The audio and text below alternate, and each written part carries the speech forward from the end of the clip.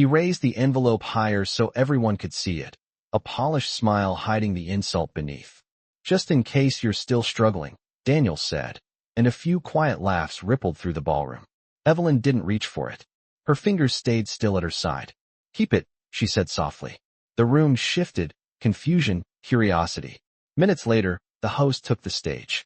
Tonight's entire $12 million charity fund was donated by Ms. Evelyn Carter. Silence shattered the air. Daniel's face drained. She met his eyes just once. "You taught me never to be small." And then she walked away, while he realized who she had become. "Keep it," she said, before anyone even realized she had been humiliated. The words were quiet, almost lost beneath the soft clink of champagne glasses, but they cut clean through the glittering ballroom. Hours earlier, Evelyn Carter had stepped out of a Blacktown car onto the marble driveway of the Starlight Foundation Gala, the kind of event where the air smelled like expensive perfume and old money, where crystal chandeliers hung low like silent witnesses to power. She wasn't dressed to impress, not in the way the others were. Her gown was simple, midnight blue, the kind that didn't scream for attention but held it anyway. People noticed, of course. They always did. Not because of what she wore, but because of who she used to be. Daniel Hayes' ex-wife. The one he left behind. The one who couldn't keep up. Inside, the ballroom pulsed with low laughter and curated conversations, a symphony of wealth wrapped in politeness. Daniel stood at the center of it all, perfectly tailored, perfectly composed, with the easy confidence of a man who had never been told no. At his side, a younger woman leaned in, laughing a little too brightly at everything he said. And then he saw her. For a fraction of a second, something flickered across his face. Surprise, maybe, or irritation. It was gone just as quickly, replaced by that same polished smile he used on investors and strangers alike. He moved toward her, drawing attention without effort, the crowd subtly parting, sensing something was about to happen. "Evelyn," he said, loud enough for those nearby to hear, as if her name itself were an announcement. Conversation slowed. Heads turned. "I didn't expect you'd actually come." There it was. The first cut, dressed as casual. Surprise. She met his gaze, steady, unreadable. "You invited me," she replied. Her voice was calm, almost detached, like she was observing the moment rather than standing inside it. A few people exchanged glances. They remembered the divorce. The whispers. The way she had disappeared afterward, like a chapter no one wanted to reread. Daniel let out a soft laugh, shaking his head as if amused by her presence. "Right?" he said, reaching into his jacket with a deliberate slowness that felt rehearsed. When he pulled out the envelope, it gleamed under the chandelier light. Thick, deliberate, impossible to ignore. "I just thought," he continued, raising it slightly, "you might need a little help. You know, getting back on your feet." The room stilled. Not completely, not obviously, but enough that the energy shifted. Enough that people leaned in without meaning to. Pity. That was the word hanging unspoken between them. Not anger. Not cruelty. Something worse. Polite humiliation. The kind that dressed itself as generosity. Evelyn's eyes dropped briefly to the envelope, then lifted again to his face. She didn't reach for it. Didn't flinch. Didn't defend herself. For a heartbeat. 2, 3. The silence stretched thin, fragile as glass. Somewhere in the distance, a glass set down too hard echoed like a small crack in the moment. And then she spoke. "Keep it." Just 2 words. No explanation. No emotion. But something in the way she said them made the air shift again, subtle but undeniable. Daniel's smile faltered, just slightly, like a crack forming beneath a perfect surface. Around them, the crowd didn't laugh this time. They watched. Because something felt off. Because the woman standing in front of him didn't look like someone who needed saving. She looked like someone who had already decided she didn't. The envelope remained suspended between them for a second too long before Daniel slowly lowered it, the movement careful, controlled, as if he could still recover the moment. A faint chuckle slipped from somewhere in the crowd, uncertain and quickly swallowed, but the damage had already settled into the room like a change in temperature. Evelyn did not move. She simply stood there, her posture relaxed, her gaze steady, as though nothing unusual had just happened. It was that stillness that unsettled people the most. Daniel cleared his throat, forcing a smile back into place, but it no longer reached. His eyes, Suit yourself, he said, slipping the envelope back into his jacket, his tone lighter than before, almost dismissive, but there was an edge beneath it now. I was just trying to help. Help. The word lingered, hollow and thin. Evelyn gave a small nod, not in agreement, not in gratitude, but in acknowledgement, like she had just closed a conversation that had never really begun. Around them, conversations cautiously resumed, but the rhythm had changed. People were watching her now, not with pity, but with something closer to curiosity. Who refuses money like that, especially here, especially in front of everyone? Evelyn turned slightly, her attention shifting away from Daniel, as if he no longer required it. She reached for a glass of water from a passing tray, her fingers steady, her expression composed. But beneath that calm surface, memories flickered, not as pain, but as something sharper, something forged. Nights that stretched past midnight, lit only by the glow of a laptop screen. Contracts reviewed line by line in silence. Meetings where she had not been expected to speak, and then did, changing the outcome with a single sentence. She had learned quickly that the world did not listen to those who asked for space. It listened to those who took it without apology. Daniel, on the other hand, was still trying to regain control of a moment that had slipped through his fingers. He laughed a little louder now, turning back to the people around him, making a comment about market trends, about expansion, about anything that would remind them of who he was. And it worked, partially. The circle closed around him again, the noise rising, the performance continuing. But every so often, someone glanced past him, toward her. Because Evelyn Carter did not behave like someone who had been left behind. She moved through the room with quiet precision, greeting a few familiar faces, exchanging brief words. Nothing excessive, nothing performative. There was no need. The confidence she carried was not loud. It did not demand attention. It assumed it. Near the far end of the ballroom, an older man in a tailored charcoal suit paused mid-conversation as she approached. His expression shifted instantly, recognition sparking in his eyes. "Ms. Carter," he said, his tone respectful, almost deferential.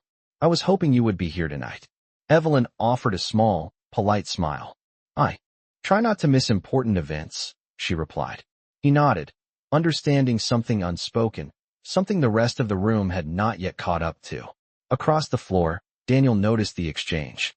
At first, it barely registered. Just another conversation. Just another guest. But then he saw the way the man stood straighter, the way he listened more carefully, the way Evelyn did not adjust herself to fit the space but seemed to define it. A flicker of unease crept in, subtle but persistent. It did not make sense. Not with what he thought he knew. Not with the version of her he had carried in his mind. And yet, something was not aligning. Something was shifting, just out of reach, like a truth waiting for the right moment to surface. The music softened as the host stepped onto the stage, his voice smooth and practiced, cutting gently through the layered conversations. "Ladies and gentlemen, if I may have your attention." The room responded almost instantly, a gradual hush settling over the ballroom as glasses were lowered and bodies turned toward the spotlight. Daniel exhaled slowly, grateful for the interruption, for the chance to reset the narrative, to pull the focus back where it belonged. He adjusted his cuff, his expression composed once more, the unease from moments ago carefully buried beneath years of practiced control. "Tonight," the host continued, "we celebrate not only generosity, but vision. The kind of vision that does not ask for recognition, but transforms lives nonetheless." A polite ripple of applause moved through the crowd. Evelyn stood near the edge of the room, her glass untouched now, her attention resting quietly on the stage. She did not shift, did not anticipate, as though whatever was about to be said had nothing to do with her. "This year," the host said, pausing just long enough to build anticipation, "the entire $12 million fund for the Starlight Foundation has been provided by a single benefactor." A murmur spread, low and electric. Daniel's brows lifted slightly, interest replacing distraction. $12 million. Even for this room, that was not a small number. An individual who requested anonymity, the host added, his tone softening. "But who has agreed, just for tonight, to step into the light?" The pause stretched, deliberate, magnetic.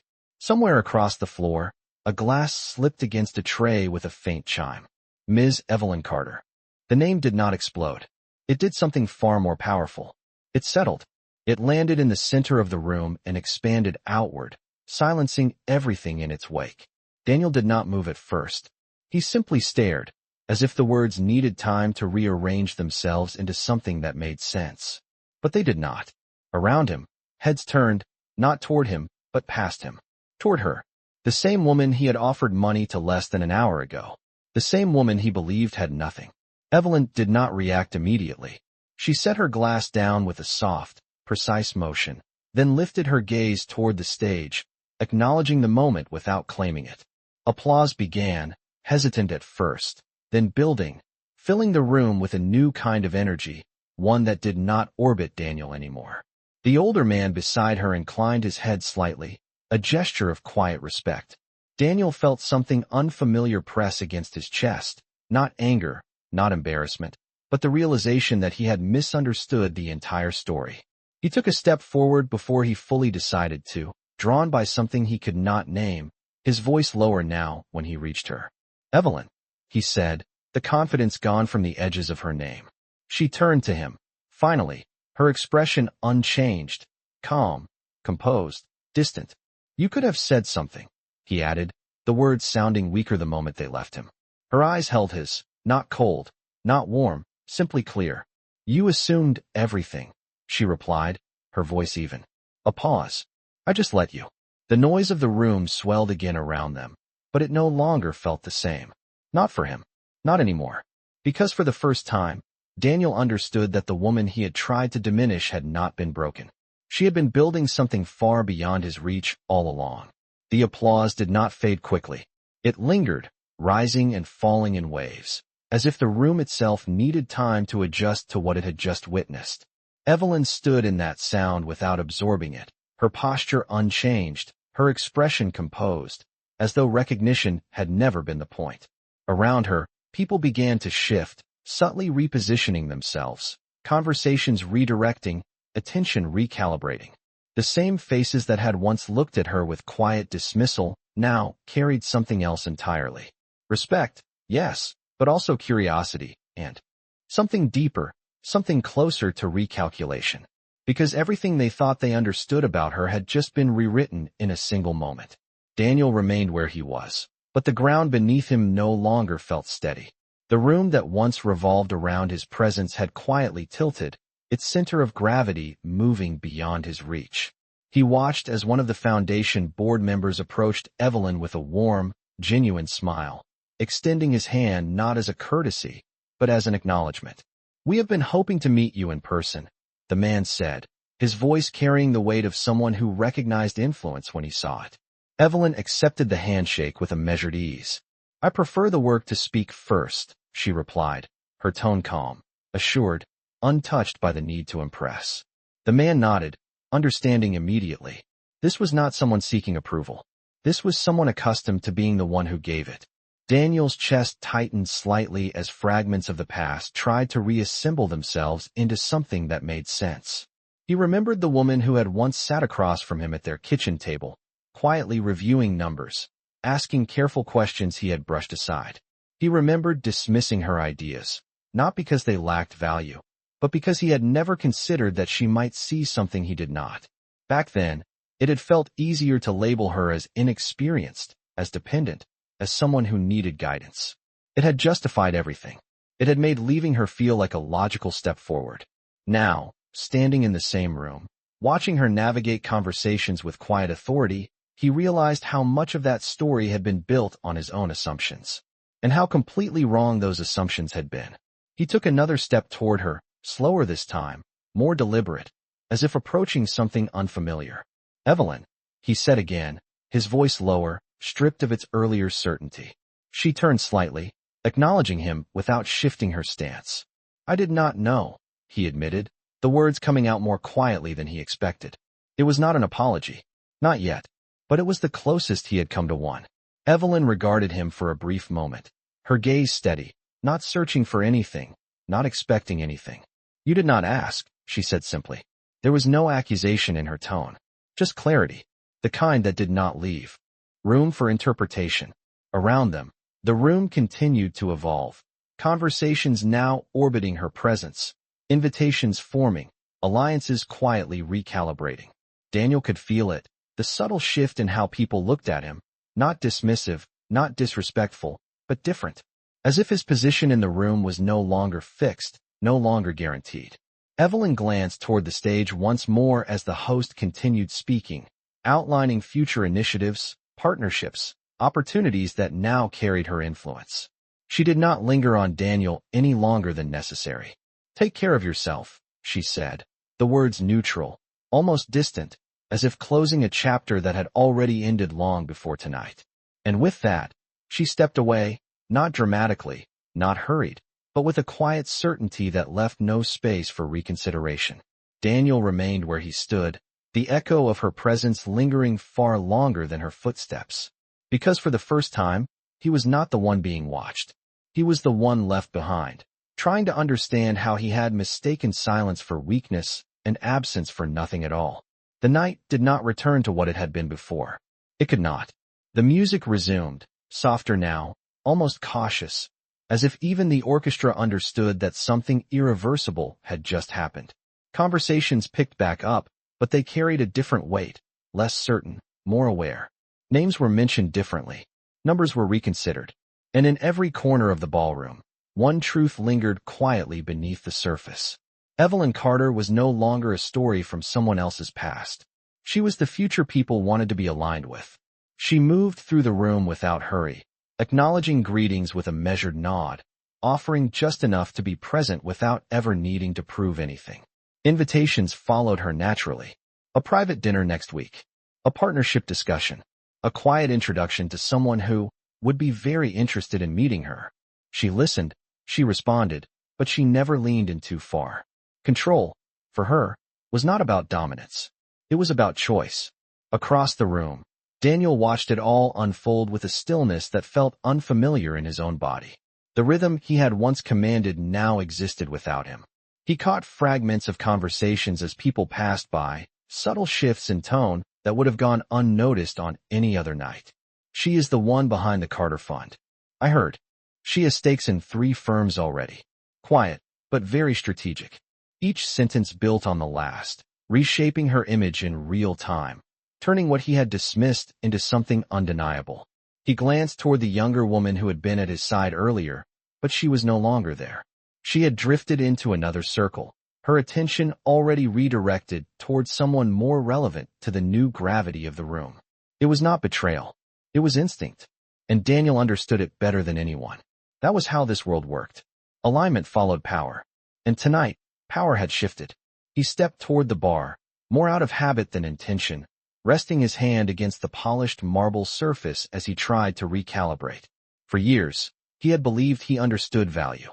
He had built his career on it, evaluating, investing, discarding, deciding what was worth keeping and what was not. And somewhere in that process, he had made a decision about Evelyn. A quiet one. A final one. He had decided she was not worth the investment. Now, standing in the same room, he realized that she had never needed his investment at all. She had been building her own. Evelyn paused near the exit, the soft night air visible just beyond the glass doors, a contrast to the controlled warmth of the ballroom. For a moment, she allowed herself to be still, not because she was overwhelmed, but because she was finished. The version of her that had once walked beside Daniel, adjusting herself to fit his world, no longer existed. It had been replaced by someone who did not need to fit anywhere she was not already meant to lead. She stepped outside, the cool air brushing against her skin, grounding, real. Behind her, the doors closed gently, muting the sound of the gala, sealing that chapter behind her without ceremony. Inside, Daniel remained where he was, surrounded by the same lights, the same people, the same carefully constructed world. But it no longer felt the same, because for the first time, he was not at the center of it. And for the first time, he understood that the woman he had once tried to diminish had not only moved on, she had risen beyond a place he could no longer reach. And the most unsettling part was not that she had changed. It was that she had always been capable of it, and he had simply never seen it. The city air outside was cooler than she expected, carrying the faint hum of traffic and distant sirens, a reminder that beyond the polished walls of the gala, the world moved without ceremony. Evelyn stepped onto the wide stone walkway, her heels making soft, deliberate sounds against the ground, each step steady, unhurried. She did not look back. Not at the lights, not at the people, not at the version of her life that had once been defined by someone else's approval. Inside, Daniel remained frozen in a space that suddenly felt too small for him. The conversations around him continued, but they no longer included him in the same way. There was a subtle distance now, a recalibration he could not control. He caught a few polite nods, a few passing remarks, but the attention he had once commanded had thinned, redirected towards someone who no longer needed to compete for it. He reached into his jacket absent-mindedly, his fingers brushing against the envelope he had offered earlier. The same envelope that had once symbolized control, power, resolution. Now it felt heavier than it should, as if it carried the weight of a mistake he could not undo. He pulled it out slowly, staring at it for a moment under the soft golden light. It looked the same. Crisp. Impressive. Meaningless. Across the room, someone mentioned Evelyn's name again, this time in a quieter, more strategic tone. We should schedule something with her next week. If she is interested. If she is interested. The words echoed in his mind. That had never been a question before. Interest had always flowed toward him, toward his deals, his terms, his timing. Now, the direction had reversed, and he was not prepared for what that meant. Outside, Evelyn paused near the edge of the driveway, where a black car waited with its engine idling softly. The driver stepped forward, opening the door without needing to be asked. She acknowledged him with a small nod, but did not get in immediately. For a moment, she simply stood there, looking out at the city skyline stretching beyond the quiet street, lights blinking steadily against the dark sky. It was not triumph she felt, not satisfaction, something quieter, something steadier, clarity. She thought back to the nights when everything had felt uncertain, when every decision carried weight, when every step forward required letting go of something familiar. Back then, silence had not been strength. It had been survival. Now, it was something else entirely. A choice. Behind her, the doors of the venue opened briefly, a wave of warm light spilling onto the pavement before closing again. Daniel stepped out, his movements slower than usual, as if he were entering unfamiliar ground. He spotted her immediately. Of course he did. She had always been easy to find, even when he had not been looking. Evelyn, he called, his voice carrying just enough to reach her without breaking the quiet of the night. She turned, not surprised, not impatient, simply present. He hesitated for a fraction of a second, as though searching for the right version of himself to step forward with, and finding none that fit. I misjudged you, he said finally, the words plain, stripped of performance. The kind of sentence that would have once felt impossible for him to say. Evelyn studied him for a brief moment, not with resentment, not with vindication, but with a calm understanding that felt almost distant. No, she replied softly. You saw what you wanted to see. The distinction settled between them, quiet but firm. Daniel glanced down at the envelope still in his hand, then back at her, as if realizing too late what it represented. I was trying to, he began, but the sentence faltered, unfinished, unnecessary. Evelyn gave a slight shake of her head, not dismissive, but final. You do not need to explain, she said. It already made sense to you. Another pause, longer this time, but not uncomfortable. Just complete. She stepped toward the car, her movement signaling the end of something that had already been resolved long before this moment. As she reached the door, she stopped briefly, her hand resting lightly against it. Take care of yourself, Daniel, she added, her tone unchanged, neutral, unburdened. Not a farewell, not an invitation, just a truth. Then she got in, the door closing with a soft, definitive sound. The car pulled away smoothly, disappearing into the quiet flow of the city, leaving behind the faint echo of what had just occurred. Daniel remained where he was, the envelope still in his hand, the night air cooler now, sharper somehow. Because for the first time, he understood that some distances could not be closed with words, and some opportunities, once dismissed, did not return. And the silence she left behind was no longer something he could fill. The car disappeared into the flow of traffic, its taillights fading into a thin red line before vanishing completely, but the stillness it left behind lingered far longer than the moment itself. Daniel remained on the curb, the city stretching out in front of him, alive and indifferent, as if nothing significant had just happened. But something had. He could feel it in the quiet shift inside his chest, in the unfamiliar weight of reflection pressing where certainty used to live. The envelope was still in his hand. He looked down at it again, turning it slightly between his fingers, as though expecting it to reveal something different under a new angle. It did not. It was still just paper. Just a gesture. Just a mistake. Inside the venue, the night continued, but it no longer called to him. The lights felt too bright now, the conversations too rehearsed, the laughter too calculated. For the first time in years, he chose not to return.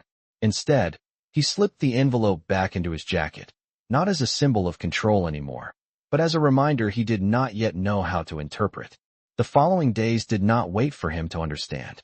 They moved forward, precise and unrelenting, carrying with them a quiet series of revelations that did not arrive all at once, but in fragments. A meeting rescheduled without explanation. A proposal that had once been certain now delayed. A call returned later than expected, the tone on the other end polite, but less engaged. None of it was dramatic. None of it was obvious. But together, it formed a pattern he could not ignore. He began to hear her name more often. Not in passing, not as a memory, but as a presence. The Carter Fund is expanding into new sectors. Evelyn Carter is backing that acquisition. If she signs off on this, it changes everything. Each mention carried weight. Each sentence added dimension to a reality he had not been part of. And slowly, uncomfortably, he began to see the outline of something he had once overlooked. She had not started after him. She had started despite him. One afternoon, sitting in his office overlooking the city, Daniel found himself staring at a report he had read 3 times without absorbing a single word. His reflection stared back at him faintly through the glass, a version of himself that looked the same, but felt less certain.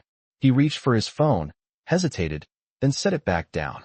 There were things he could say, conversations he could attempt, but none of them would change the one fact he could no longer avoid. She had moved forward without needing him to follow. Across the city, in a space filled with natural light and quiet focus, Evelyn sat at the head of a long table, reviewing documents with a small group of advisors. The room was calm, efficient, purposeful. There was no excess, no need for it. Every decision made here carried weight, not because it was announced loudly, but because it was executed precisely. She listened more than she spoke, but when she did, the room adjusted. Not out of obligation, but out of trust. Her phone rested beside her, silent. No missed calls that mattered. No messages that required reconsideration. The past had a way of fading when it no longer held influence over the present. As the meeting concluded, she gathered her notes, her movements unhurried, her mind already shifting to what came next. Outside, the city moved in its usual rhythm, unaware of the quiet transformations taking place within it. Somewhere across that same skyline, Daniel stood at his window, finally understanding something that could not be undone. Success was not just about building something visible. It was about becoming someone undeniable. And she had done both, without ever needing to prove it to him. The realization did not arrive with noise.